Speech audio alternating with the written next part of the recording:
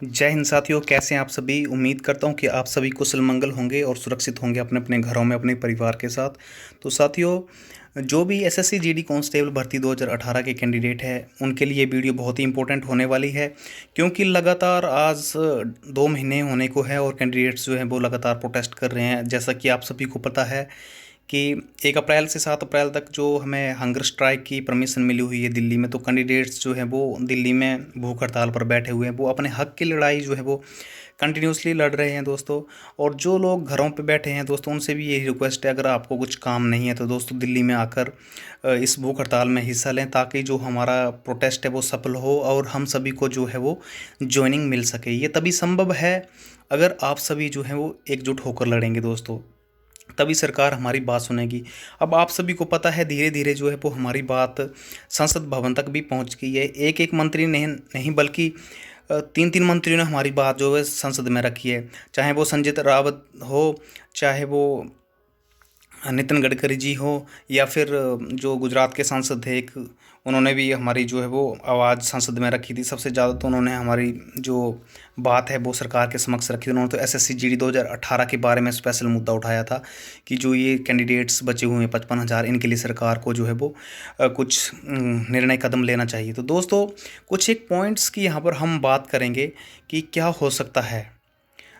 हम 2 3 पॉइंट इसमें डिस्कस करेंगे कि सेकंड लिस्ट आएगी या नहीं। अगर पिछले ट्रेंड देखें दोस्तों, तो सेकंड लिस्ट 2015 में किस चीज़ की आई थी, उस बेस पे हम बात करेंगे। तो सेकंड लिस्ट जो है दोस्तों वो सिर्फ और सिर्फ जो कैंडिडेट्स जो अपने मेडिकल में फेल हुए थे, या किसी कारणवश उन पे एलिगेशन लगा था कुछ भी, या उन्हें विद हेल्ड में रखा गया था, या कोर्ट केसेस वाले हुए थे, उनकी लिस्ट आई थी। एक मई में आई थी दोस्तों, और एक जो आई थी वो अगस्त में आई थी। 596 कैंडिडेट और एक 400 कुछ की समथिंग इतनी आई थी।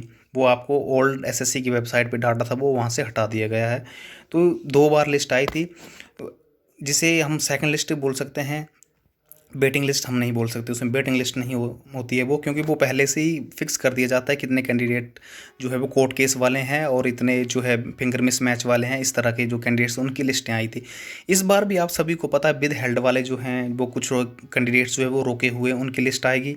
प्लस जो असम नॉर्थ ईस्ट एरिया के जो कैंडिडेट्स हैं, 111 कैंडिडेट्स जो जनरल कैटेगरी में फ़ाइट कर रहे हैं, लेकिन हर चीज़ जो है वो जनरल कैटेगरी की जो फिल कर रहे हैं, लेकिन उन्हें जनरल में नहीं डाला गया हुआ है। तो उनकी जो 111 कैंडिडेट्स की लिस्ट जो है वो आप एसएससी एनईआर की साइट पर चेक कर सकते हैं। वो further HQ SSC headquarter Delhi के लिए भेजी गई है कि इनका क्या मैटर है, इसे आप क्लैरिफाई करके हमें दें।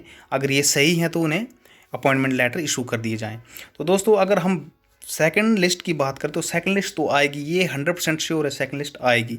लेकिन सेकंड लिस्ट क्या उन वैकेंसीज पर आ पाएगी जो कैंडिडेट्स जो हैं वो 55,000 में से ज्वाइन नहीं करेंगे, उन पे सेकंड लिस्ट बनेगी या नहीं, ये एक बहुत बड़ा ही असमंजस है अपने आप में।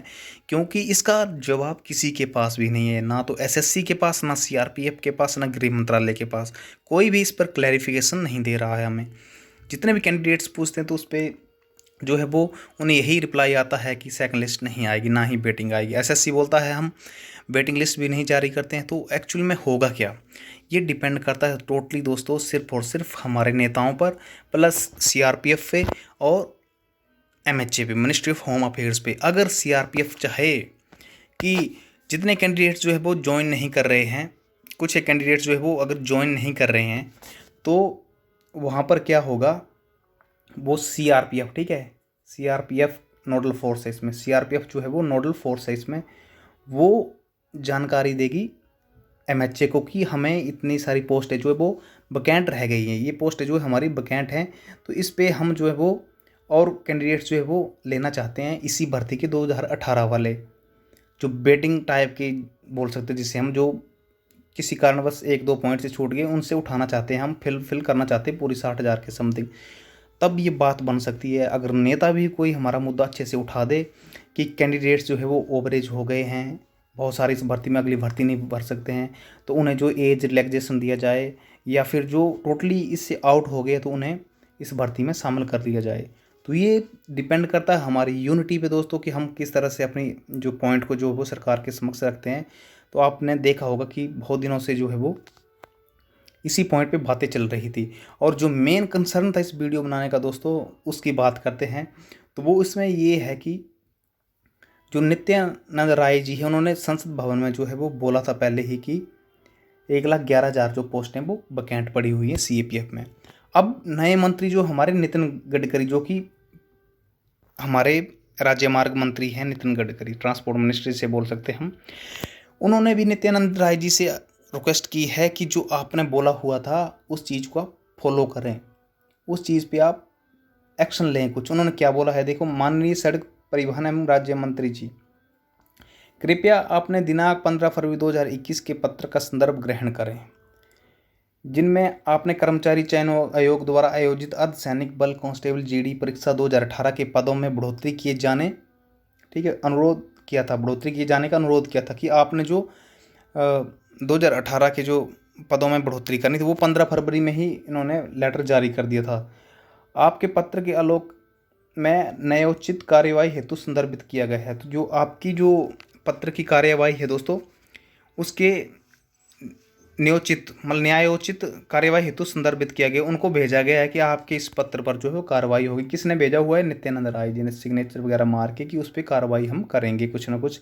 ये देखो, श्री नित्यानंद राय यहाँ पर, ठीक है, और ये श्री नितिन गडकरी, सड़क परिवहन एवं राजमार्ग व सूचना लघु एवं माध्यम उद्यम मंत्री, भारत सरकार, परिवहन भवन, संसद मार्ग, नई दिल्ली। तो इनको ये लेटर भेजा गया नितिन गडकरी जी को, नित्यानंद राय जी ने, कि आपने जो क्वेश्चन पूछा था उसका हम उस पर कार्रवाई कर रहे हैं। तो दोस्तों कुछ ना कुछ बहुत जल्दी आपको गुड न्यूज़ आएगी। जो सेकंड लिस्ट भी आ सकती है इसमें, हो सकता है जो ओवरेज वाले हैं उनका कुछ भला हो जाए, या फिर जो 55,000 कैंडिडेट्स बचे हैं उन्हीं का कुछ हो जाए। और जो आपके अभी जो 2021 की वैकेंसीज थी वो 25 मार्च को फॉर्म अप्लाई होने थे, तो उस पर भी अभी कुछ हुआ नहीं है खास।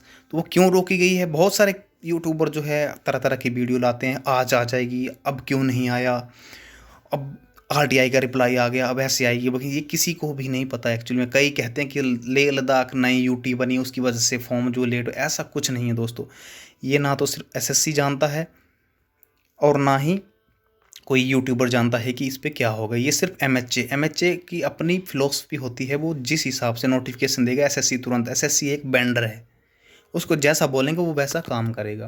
वो अपनी मर्जी से नोटिफिकेशन नहीं निकाल सकता दोस्तों। उसको बोलेंगे कल नोटिफिकेशन निकाल, तो वो तुरंत कल नोटिफिकेशन निकालेगा। वो तो एक सर्वेंट है सरकार का एसएससी, उस पर कुछ भी मतलब वो नहीं है, अथॉरिटी नहीं है उसके पास, क्योंकि जो सरकार बोलेगी वो करेगा वो। तो मेन बात आती है यहाँ पर एमएचए की। एमएचए जो नोटिस उसको देगा, प्रोवाइड कराएगा, उसी पे वो है नोटिस निकालेगा। तो एसएससी जीडी की अभी तक भर्ती क्यों नहीं आई, इस पर बहुत बड़ा सवाल है, और ये किसी को भी पता नहीं है, चाहे कितना भी यूट्यूबर हो, चाहे कुछ भी हो। आपने कभी भी देखा होगा एसएससी का जो रिजल्ट आता है, डेट तो उन्होंने अनाउंस की होती है, जैसे 21 जनवरी कर दी, लेकिन 22 को आता है, कभी 23 को आता है, कभी एक हफ्ता लेट। तो दोस्तों ये उनकी एक फिलोसफी होती है जिसे कोई लोग समझ नहीं पाते हैं। एग्जैक्ट डेट पे वो काम नहीं करता है, वो आगे पीछे सर्वर का मेन दिक्कत होता है, कुछ और दिक्कतें होती है जिसकी वजह से जो है वो इधर उधर हो जाता है। तो जो भी कैंडिडेट्स एसएससी जीडी 2018 के हैं वो कंटिन्यू जो है अपनी मांग सरकार तक रखे हुए हैं। मैक्सिमम दोस्तों दिल्ली में जो कैंडिडेट्स हैं महाराष्ट्र के आए हुए हैं। तो सभी से ये रिक्वेस्ट है कि जॉब तो सभी को चाहिए, लेकिन उसमें भागीदार कोई नहीं बनना चाहता है। जो भी अपना प्रोटेस्ट हो रहा है दिल्ली में, तो आपसे यही रिक्वेस्ट है दोस्तों, नई भर्ती की तैयारी करने से पहले जो आपने यहाँ पर मेहनत की है, इसका जो फल आपको मिलने वाला है उसी पे ज़्यादा फोकस किया जाए, ताकि हम सभी को जो है वो इस भर्ती में जो है वो न्यायिक हमारी जो मांग है वो पूरी सरकार द्वारा की जाए। अभी तो सरकार जो है वो असम और जो बंगाल के चुनाव है उसी में व्यस्त है। तो उससे पहले कि हमारा कुछ ना कुछ काम हो जाए, इसके लिए हमें लगातार आवाज़ उठाते रहना है सरकार के प्रति।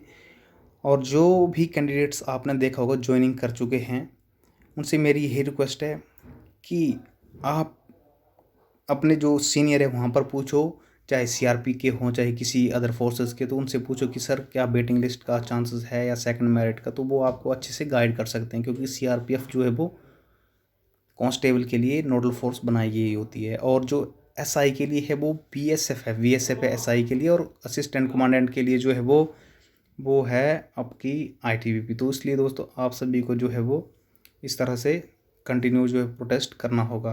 तो मिलते हैं नेक्स्ट वीडियो में दोस्तों, देखते हैं क्या होता है इसमें, हो पाता है हमारा सेकंड मेरिट का या नहीं। तो मिलते हैं नेक्स्ट वीडियो में। जय हिंद, जय भारत, वंदे मातरम।